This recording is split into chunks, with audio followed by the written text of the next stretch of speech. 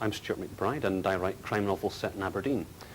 Blind Eye is the latest one, which you can see arranged behind me.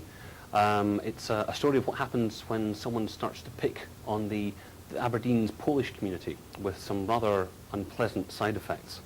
It involves very little in the way of full frontal nudity, unfortunately, but there's a fair smattering of family-friendly violence.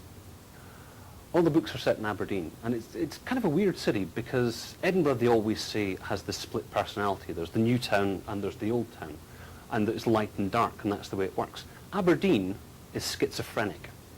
Because it's made of granite, it reflects what the weather's doing. So on a nice sunny day, everybody walks along, they're smiley, it's a bright, colourful, vibrant city. 15 minutes later, it can be pouring with rain. It becomes darker, everybody's hunched in. It becomes a much more dangerous, much nastier place to be. 15 minutes later, it's something completely different. And that's kind of what I like about Aberdeen, and that's what I hope comes through in the books. Of course, in this one, it's set in summer, which is, we're slightly allergic to sunshine in Scotland, particularly in Aberdeen, so it's, yeah, it's been a very strange one to write. So for the first time ever, Logan actually gets to leave Aberdeen.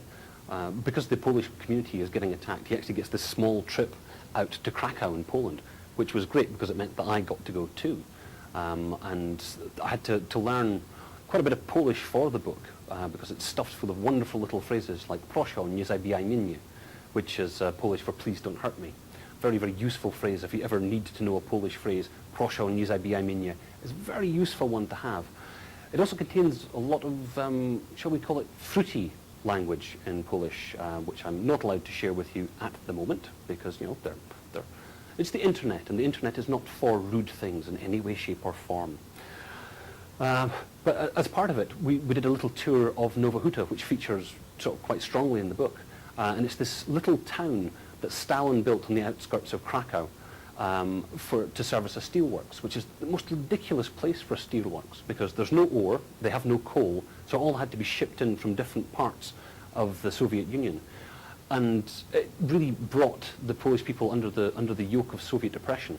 And it was the tinder box that really started the solidarity movement. You know, it was very, very big, and the riots were at their most strong in Nowa Huta. And that's a really important part for the background of the book.